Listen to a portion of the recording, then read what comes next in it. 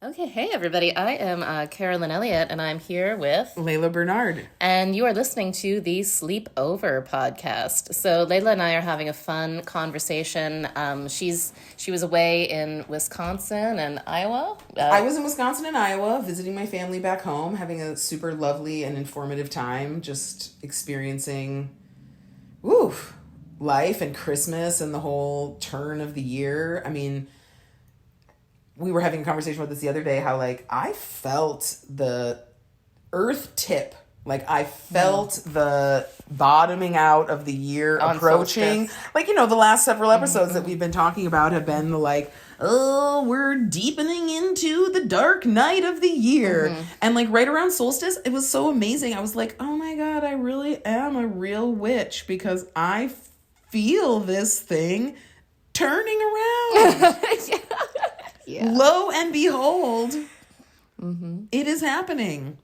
Anyway, that's what I've been up to. Yay. Yeah, it's true. It's true. And we were just talking about how Jupiter went into Pisces today. That Dreamy. feels great. That's Dreamy. Jupiter's happiest place. And I've been pondering a lot. I've been listening to somebody that I've been interested in for a long time, Gordon White of Rune Soup, and I think he got canceled this year too. I forget about what. I think it was something that he said about pandemic related things. But anyways, my eyes have been opening very much more deeply lately to the level of censorship that's going on, and because I got some curiosities. I don't understand things. I wanted to know some things, so I started Googling some things. And then I realized that these things that I was Googling about, apparently you're not allowed to Google because Google won't give you any results. won't tell you anything about it. I was like, and YouTube also. And, of course, there's the censorship with Instagram and Facebook. So I started exploring some of the lesser known social media platforms that get framed as like far right wing or whatever that I don't think necessarily are, like Rumble and Parlay, and anyways, and just like seeing the different kinds of conversations happening there, and like, oh, holy moly, it is like very divergent. And of course, there was the movie on Netflix that came out recently called Don't Look Up. Don't look up. With such a wonderful cast. And I texted Layla as soon as I watched it and had her watch it. And I think there's many different layers to it and many things that could be said about it. But I thought that centrally it was a really great send-up of how very highly mediated and difficult to discern truth our culture has become. Right. Oh man, I have found that one of the things that has disturbed me most of all in the like growing discourse of the last like 5 years has been this phrase that people love to tout around of like, in this house, people have these like signs in their yard that's like, in this house, love is love, everyone is welcome. We believe in science. Oh, I get so creeped out when I see those signs. And like, love is love, and like we all get to do what we want. We are all here to be like as free as we possibly can. But the thing that really gets me is the "we believe in science" slogan, because science is not intended to be an exercise in faith. Right. That is literally not what it's about. And when you're talking about this censorship stuff where you're like trying to look up alternative theories and alternative data and alternative information, you can't find it.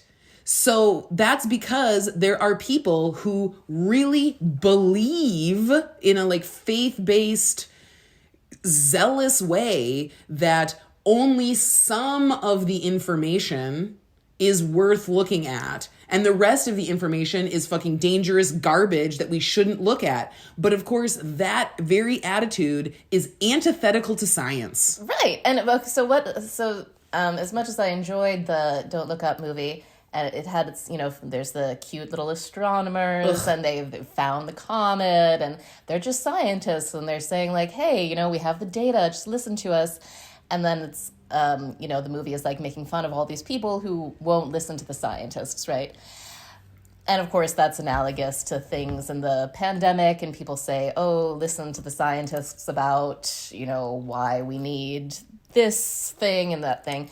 But it's like, there's different scientists saying different things. There's scientists funded by various states and various corporations. There's independent scientists. There's like science is at the mercy of the consciousnesses of the people doing the science and their motivations, because it's not like it's something detached from, I mean, it's a method, right, that has been created to try to approximate as close as possible objectivity, but it's still always motivated and always in the hands of human beings who are highly capable of like all sorts of distortions and limitations and all kinds of crazy ego hubris. Like I was telling you, you know, earlier when we were just hanging out about this physics book that I'm reading, and one of the things that's like alarming me in the language of this author is, and I don't think that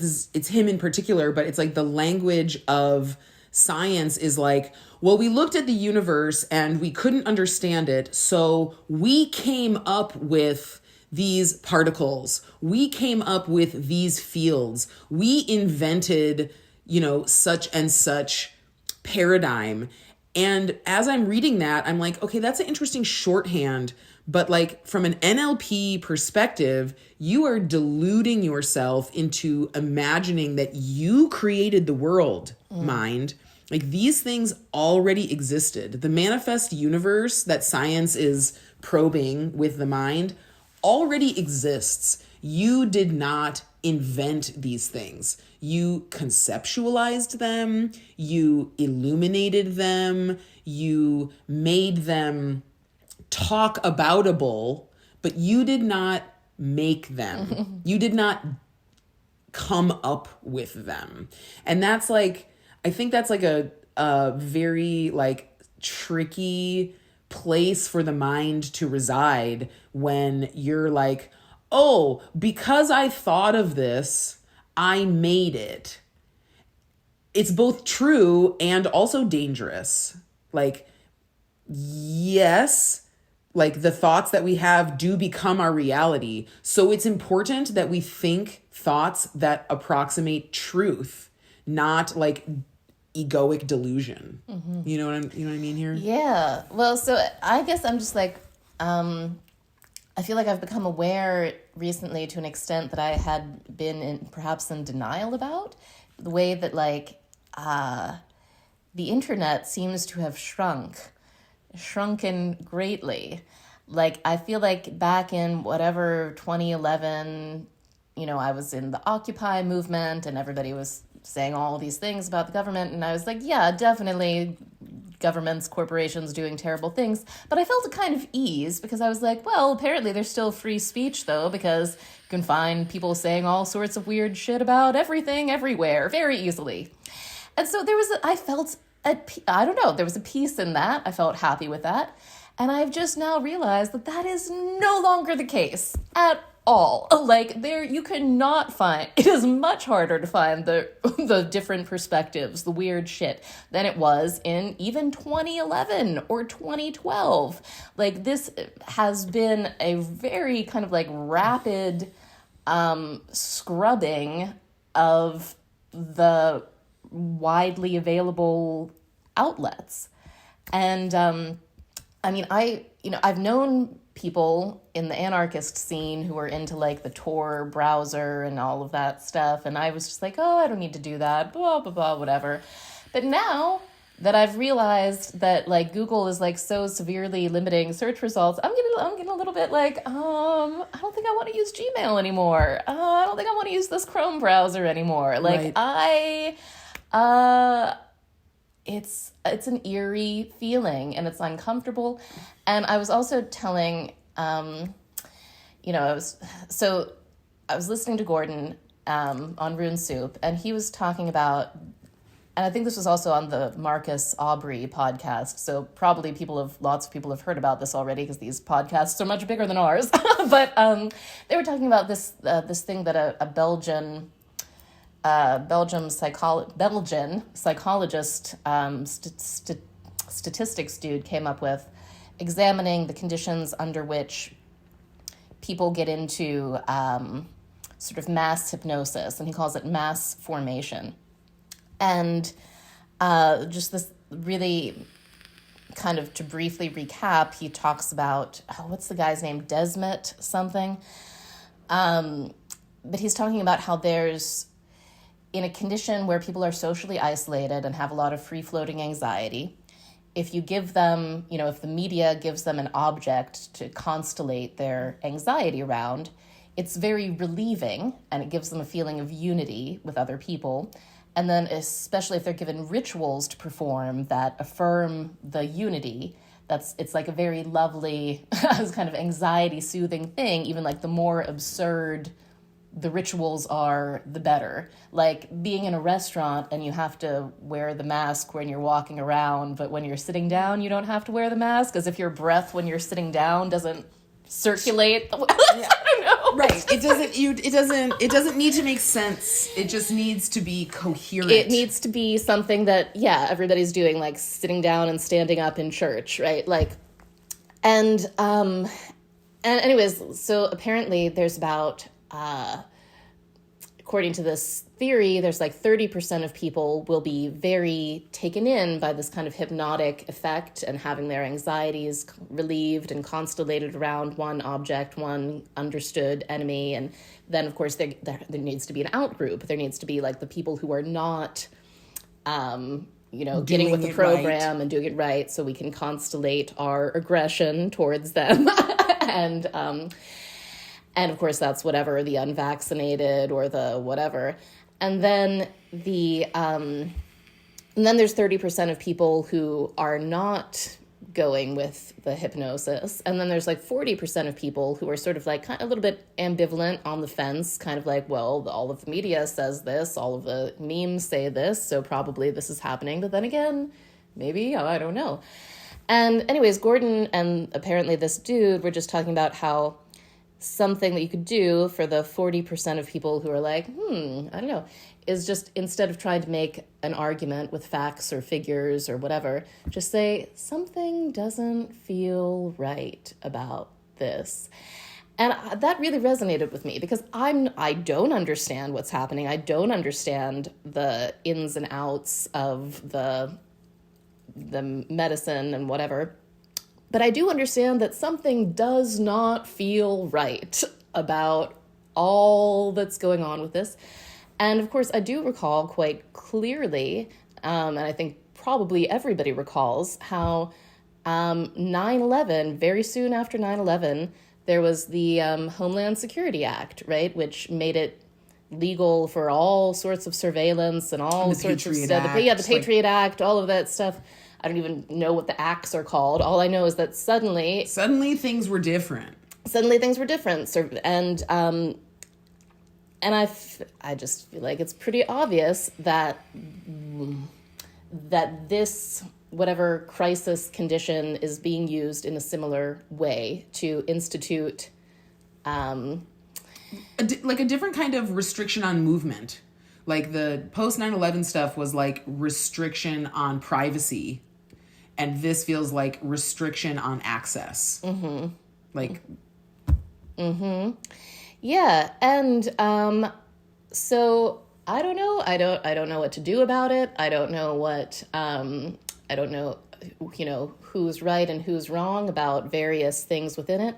I just feel the moral imperative of my own integrity. I've been trying to be shut up about it because I didn't want to get canceled again, because it was my nervous system can't handle it. It was understandably traumatic. So cancel me again if you want to, folks. But I'm just saying, something doesn't feel right. It just is it's getting extra super creepy town up in here, people. It's getting extra super creepy town, especially as the comorbidities of our public health solutions are becoming more obvious. People are feeling really disconnected. People are fighting with their families. Every single person that I talked to this holiday season had some kind of altercation or some kind of awkwardness around like who's coming to Christmas and what is their status, and like do we need to be tested, and do we need to have like proofs, and like just all kinds of discord. Yeah, discord and division. And like, oh my gosh, like hanging out with my children who have spent the last almost 3 years of the last 2 years of their lives in a very disrupted social sphere. Just like really thinking about the kids and their like mental health and their developmental health, and like, oh my goodness, just like, yeah, there's comorbidities to the solutions that we're having. And when all of this first started happening, my transparent, cancelable feeling was a feeling of grief at how frightened and hateful we feel as a society towards natural stuff like death and disease. Yes, absolutely. Like, I felt waves of grief and like rejection on behalf of this like very normal, real, truthful part of life. Yeah, like hysterical fear of death, unknown, the feminine, the underlying mystery ground of being. Just no response of like very little response of wonder or awe or reverence. Just hysterical fear and attempt to control. Right. And weird double speak. I mean, like, one of the things that has like really struck me as incredibly potent, like exactly like you were talking about the research from this Belgian guy, the very potent marketing of like sticking together by staying apart. God. Creating unity through division. Like that like vibe in our culture has really started to be unavoidably obvious, that like we are talking out of two sides of our mouth. Like, oh, of course, we're supposed to feel so much more united as humanity when we deeply mistrust every person around us and have to stay away from them. Mm-hmm. That's what real unity feels like, people. That's what it really feels like to be united. Mm-hmm. Is like vigilant for outsiders. Yeah, right. Well, so I guess this all hit home to me really hard the other day when I tried to go to a Christmas concert with my family. I bought tickets to see a famous choir perform at this beautiful church. I just love Christmas. Love me some Jesus. Love, love, love. So we tried to go, and I apparently hadn't read the fine print on the poster for the event, which said you had to bring a vaccination card, proof of vaccination, to get in. So we were standing in line there, and we didn't have the cards because I didn't know that was a thing that we were supposed to have. And so I got very sternly turned away from a motherfucking Christmas concert for not having my papers. I wasn't allowed in a place of worship because I didn't have my papers, my proper documents.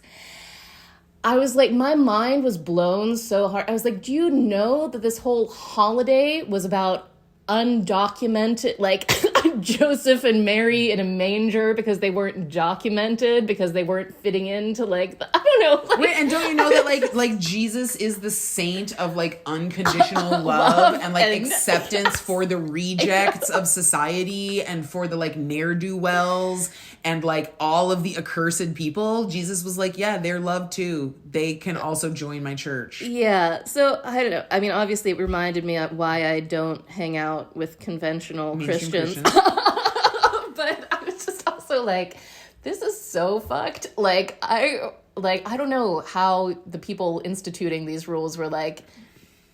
I mean, I know they have a narrative of like, oh, we're doing this to protect people and everything, but it was just like so weird. It was so weird. Yeah, it's a strange time. Yeah, it's a very strange time. I mean, I feel like we're really revealing ourselves as ex-liberal pundits right now, Carolyn. But like, when you were talking about the internet, I just wanted to share that like Something has felt weird to me about the internet really ever since the beginning. Because, you know, I mean, I'm old enough to remember when, like, there wasn't an internet, and then there was, and then there was all this, like, information superhighway, it's going to change the world, we're all going to have so much more access to everything, we're all going to be so much better informed. And, like, even then, as a, like, anti-establishment teen, there were, like, alarm bells in my mind going off being like, I feel like if this thing was really going to make us all more free, we probably wouldn't see the powers of the world pushing it so hard. Like, if it was going to really liberate all of us, would it be so fucking popular? Would it be like, would there be such a push to get a computer in everyone's home? Would it be like such a push? Like, you can get like government subsidies to get internet in your home so that everyone is connected. And like, yes, absolutely, on some level, like, we need access, like, people need access to the new digitized world because that's like where the world is happening to a large degree. So like, I'm not saying that like people shouldn't have access to it, but to some, like, there's some distrust that, like, I don't think it's the liberating force. Well, right. Well, exactly. Well, so you know what's happening to me more and more? This is the weird place where I've arrived at it. I've just realized we have to stop this episode soon because I have to get running to a meeting, sadly. But the place where I've arrived at it is like, I really want to get on the psychic internet because I think that's where the stuff is happening, the real. I mean, I know it's where it's happening. The astral is where where the stuff is going down. So you can find us on the astral plane. We're under the rose star of Babylon, the 7-pointed star. That's where you can find us if you need to send us a message or anything. Star on the right, straight on till morning. We'll talk more about that, but I think that's what's happening. Is consciousness is evolving, and like the magical, loving people are going to be communicating more and more actually telepathically and astrally. So see you there. Stay tuned. All right, yeah, see you there, everybody. Bye-bye.